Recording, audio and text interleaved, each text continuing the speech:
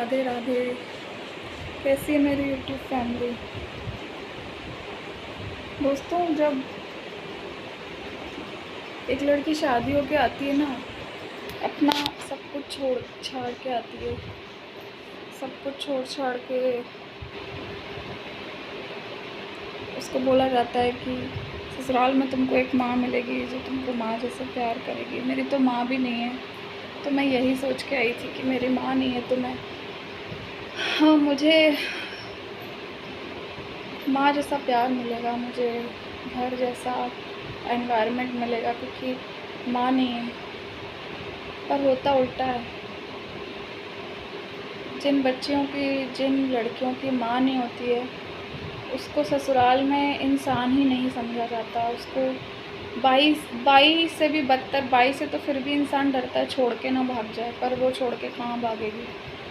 ये सोच के उसको घर का छोटा, घर का बड़ा, हर कोई आँख दिखाता है, और जो चाहे चिल्ला के घर में चीख के जो चाहे बोलता रहता है।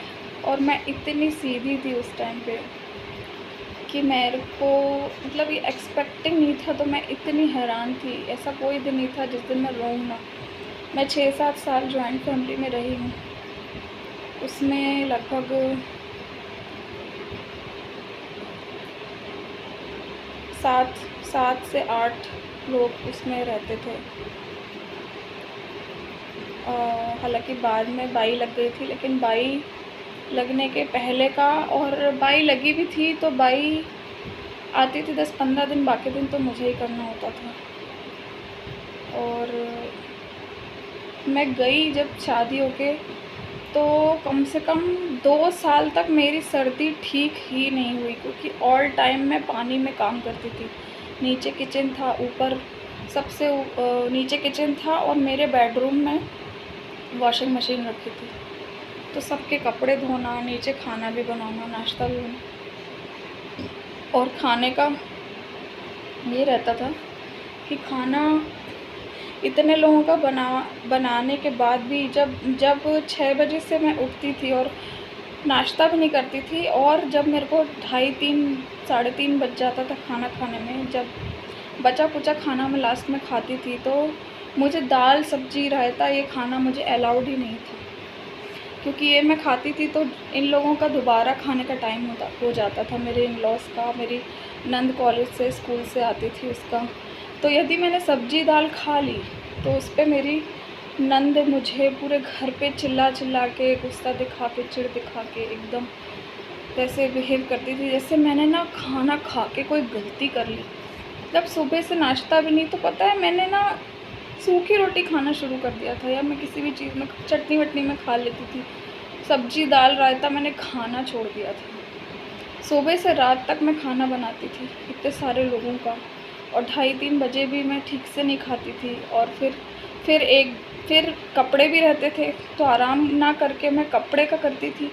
फिर नाश्ते 4:30-5 बजे नाश्ते का टाइम, फिर वही नाश्ता, या तो पोहा बनाओ या तो आलू बंडे बनाओ, कुछ बनाओ, खड़े खड़े तलते रहो। फिर रात का खाना, मतलब, और बीच बीच में जो टाइम मिलता था उसमें इतने सारे कपड़े को निचोना, क्योंकि ऑटोमेटिक मशीन नहीं थी उस टाइम, वैसी मशीन थी, आप लोग जानते होंगे, एक में चलता है और एक में आपको निचोड़ के डालना होता है कपड़े। और उसमें भी यदि भारी कपड़े ऊपर रह गए तो वो निचोड़ेगा नहीं, तो उसको फिर से भारी कपड़े नीचे, हल्के कपड़े ऊपर करके करना पड़ता था। और इतने सारे कपड़े निचोड़ के मेरी कमर में और पानी में काम कर के ऐसे मेरे हालत ऐसी हो जाती थी, मेरे मतलब बहुत ज़्यादा हो जाती थी। और उस टाइम पे तो बाइयों ने इतना तंग कर दिया था कि बर्तन भी धोने हैं इतने सारे, सारा काम मैं करती थी।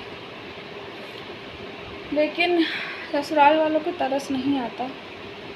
आज जब बहू जाती नहीं है तो कहने को बहू नहीं आती, जब थी तो तुम लोगों ने कितनी बेकदरी करी, उसके बाद भी ताने पड़ते थे, हाँ, एक चीज़ मैं कहूँगी बस, मुझे यूरिन इन्फेक्शन होता था, तो मुझे 3 दिन इंजेक्शन लगने थे दोनों टाइम।